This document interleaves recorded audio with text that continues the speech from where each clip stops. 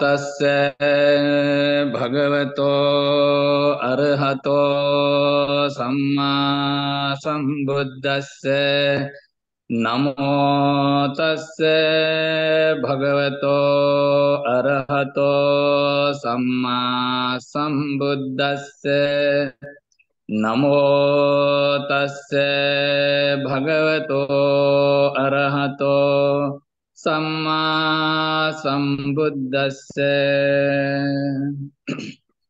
यो च तस्य सतं जन्तु अग्गयीं परिचरे वने एकं च भावितत्तानं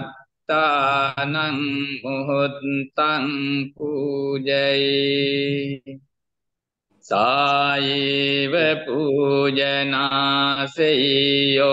यं च वस्य सतं हुतं।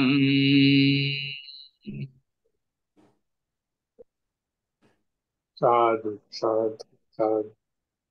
कोई एक मनुष्य 100 वर्ष तक वन में रहते हुए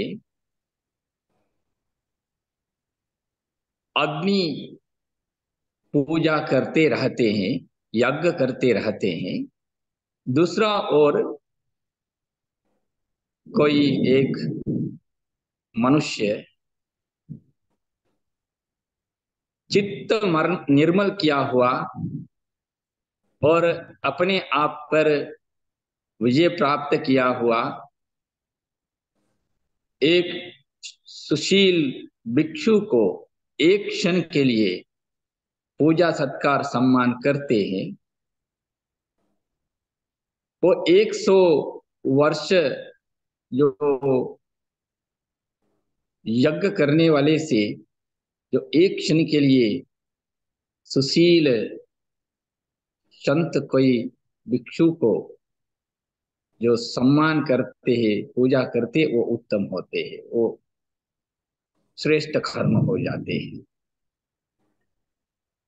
परम पूज्य महासंघ प्रिय उपासक उपासिकाएं, आज भी संडे धम्म सभा में धम्म पद से धर्म प्रवचन सुनाने का, प्रवचन देने का मौका मुझे मिला, उसी के लिए आप सबको धन्यवाद। सहस्रवर्ग की ओर एक धम्म पद धम्म गाथा आप लोगों को हमने सुनाया। उसी गाथा के द्वारा, धम्म पद के द्वारा तिलोगुरु सम्यक संबुद्ध आप हम सभी लोगों को जीवन की बेहतर के लिए, सांसारिक दुख के मुक्ति के लिए बहुत अच्छा उपदेश देते हैं।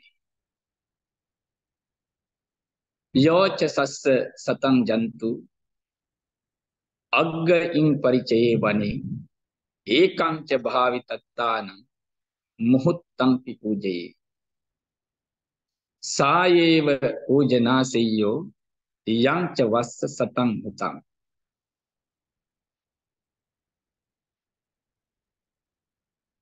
समाज में अनेक पूजा विधि चलता रहता है, पूजा विधि करते हैं लोग। इसमें कहते हैं भारत समाज में एक प्रसिद्ध पूजा विधि जो अग्नि पूजा कहते हैं, उसमें अनेक तरीके का जो पूजा चलता है। कभी कभी पशु पक्षियों का बलि भी चढ़ाते हैं। जो भी जो अग्नि पूजा 100 वर्ष तक अगर कोई जंगल में जा करके अकेले में त्याग करके कोई अगर पूजा करता रहता है, लेकिन कोई किसी व्यक्ति जो चित्त निर्मल किया हुआ, जो अपने आप पर जो विजय प्राप्त किया हुआ किसी एक सुशील भिक्षु को एक क्षण के लिए आदर सम्मान सत्कार करेंगे, वो उत्तम होते हैं। यही आज की धम्म उपदेश है। इसी धम्म उपदेश के पीछे भी एक घटना है। इसी गाथा का जो घटना भी, कहानी भी पिछले सप्ताह में जो सुनाया, उसी गाथा के जो कथा था उसके साथ लगभग बराबर ही चलते हैं, थोड़ा सा फर्क है। पिछले सप्ताह में भी सारिपुत्र, अरहंत सारिपुत्र जी का मामा जी का बारे में जो सुने थे, आज भी उसी तरह अरहंत सारिपुत्र जी का भांजा का बारे में इसी गाथा के जो कहानी में आते हैं। सारिपुत्र जी एक बार किसी कार्यक्रम में अपना भांजा का घर में उन्होंने जाते हैं, तो वहां पे वो कार्यक्रम में उन्होंने शामिल होने के बाद अरहंत सारिपुत्र ने जो भांजा से पूछते हैं, आप अपना जीवन में क्या अच्छा काम करते हैं? तो भांजा बताते थे, हाँ जरूर, हम बहुत अच्छा काम करते हैं। सारिपुत्र बताते हैं, आप क्या करते हैं? तब भांजा बताते हैं, हम अग्नि पूजा करते हैं, हम यज्ञ करते हैं, बराबर हम यज्ञ करता रहता है। फिर सारिपुत्र जी उनसे पूछते हैं, आप इसी तरह यज्ञ करके आप क्या अपेक्षा करते हैं? उसी कर्म की फल के रूप में आपको क्या मिलने वाला है? फिर भांजा बताते हैं, हम ये यज्ञ करके हम ब्रह्म स्थल में, ब्रह्म भवन में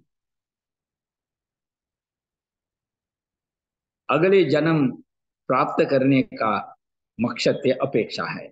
उसी मकसद से अपेक्षा से हम ये अग्नि पूजा, यज्ञ पूजा करते हैं। फिर अरहंत सारिपुत्र ने पूछते हैं, आप इसी पूजा के कर्म के द्वारा जो ब्रह्म स्थल में, जो ब्रह्म की स्वरूप में भवन में जो अगले जन्म प्राप्त कर सकते हैं, वो आपको विश्वास है, जरूर है? फिर भांजा कहते, हाँ जरूर होगा। आप कैसे पता? अरहंत सारिपुत्र पूछते। फिर उन्होंने बोलते हैं, हमारे गुरु हम लोगों को सिखाते हैं, हमारे गुरु परंपरा हम लोगों को सिखाते हैं, इस यज्ञ से हम लोगों को ब्रह्म स्थल में अगले जन्म को प्राप्त हो सकता है। फिर अरहंत सारिपुत्र उनको बताते हैं, ये ब्रह्म स्थल में जाने का असली रास्ता नहीं है, असली विधि नहीं है। असली विधि ना आप जानते हैं, ना आप गुरु जानते हैं। आप गलत रास्ता में हैं। इसलिए हम आपको सही रास्ता, असली रास्ता दिखाऊंगा। फिर अरहंत सारिपुत्र उनको लेके जाते हैं तिलोगुरु सम्यक संबुद्ध के पास। ले जाके बुद्ध के सामने अपना भांजा बैठाकर सम्यक संबुद्ध से इनका बारे में इंट्रोड्यूस कर देता है, बता देते हैं। फिर बताते हैं इनका ये जो अग्नि पूजा चलता रहता है, इनका अपेक्षा है इसी पूजा के द्वारा ब्रह्म भवन में, स्थल में अगले जन्म प्राप्त करने का। फिर उस समय सम्यक संबुद्ध समझाते हैं, इसी गाथा के द्वारा उनको उपदेश देते हैं। योच सत सतंग जंतु अग्ग इन परिचरे वने एकं च भावितत्तानं मुहूर्तं पिपूजये सा एव पूजनासेयो यं च वस्य सतं हुता। आप 100 वर्ष तक इसी तरह अग्नि पूजा करता रहेंगे, लेकिन उससे उत्तम होते हैं एक क्षण के लिए किसी एक अरहंत, नहीं तो सुशील, अपने आप पर काबुल किया हुआ, अपने आप पर विजय प्राप्त किया हुआ कोई एक भिक्षु को आप पूजा सत्कार सम्मान कीजिए। यही आपका अगले जन्म में ब्रह्म स्थल में पुनर्जन्म लेने का, प्राप्त करने का असली रास्ता, असली मार्ग, असली कुशल कर्म यही है। फिर सम्यक संबुद्ध की इसी उपदेश को सुनकर अरहंत सारिपुत्र जी का जो भांजा अपना पूजा विधि प्रथा भूलकर फिर उन्होंने सम्यक संबुद्ध के शिष्य बन करके और बुद्ध के उपदेश के पद पर अपना जीवन बिताया। फिर उनको उसी धम्म की, सम्यक संबुद्ध की सांसारिक दुख से मुक्त होने का, इसी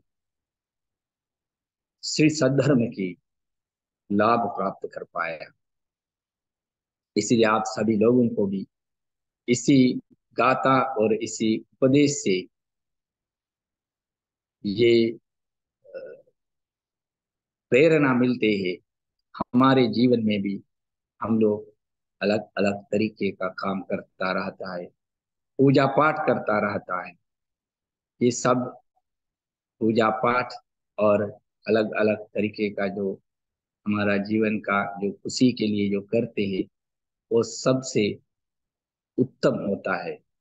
हम लोग अपने आप का अपने भीतर एक क्षण के लिए भी हम देखेंगे, कोशिश करेंगे अपने आप को समझने के लिए और अपना अहंकार को मिटाने के लिए, समझने के लिए हम कोशिश करेंगे। यही श्रेष्ठ है हमारा जीवन का। और अगर हम किसी पूजा सत्कार सम्मान करना है तो उसी तरह सुशील और अपने आप पर विजय प्राप्त किया हुआ और उसी तरह संतों को हम पूजा सत्कार सम्मान करते हैं, तो उससे हम लोगों को अच्छा सुख कर्म, सुख भविष्य हम लोगों को मिल सकता है। उसी के लिए आप सबको आशीर्वाद करते हुए इसी धम्म पद पे अपना जीवन बिताने के लिए, अपना जीवन को आगे बढ़ाने के लिए, सुधारने के लिए आप सभी लोगों को बुद्ध धम्म संघ की आशीर्वाद प्रार्थना करते हुए मेरा छोटा सा धम्म उपदेश से समाप्त करते हैं। आप सभी लोग मिलके बड़ी ध्यान इसी धम्म को सुनते रहा। तो उसी धम्म सुनना ही एक कुशल कर्म है। धर्म श्रवण की कुशल कर्म आप लोग पूरा कर लिया। इसी धर्म श्रवण के कुशल कर्म से आप सभी लोगों को प्रार्थना करेंगे स्वस्थ जीवन के लिए।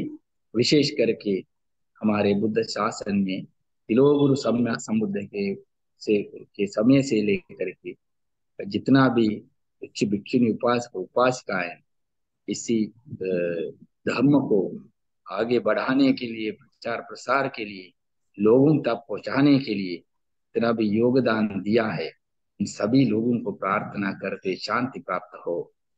और हमारे महाबोधि संस्था भी इसी धम्म के पद पर चलते हुए इसी धम्म को दुनिया में कोने कोने तक पहुंचाने के लिए जो योगदान देते हैं, वे इसके साथ जोड़कर बोधिसत्व अनागारिक धर्मपाल जी स्थापना किया, तब से लेकर के जितना भी उपासक उपासिकाएं इसी संस्था के द्वारा, भिक्षु भिक्षुणी इसी संस्था के द्वारा धर्म प्रचार प्रसार के लिए योगदान दिया, उन सभी लोगों को इसी कुशल शक्ति से उन सभी लोगों को शांति प्राप्त हो।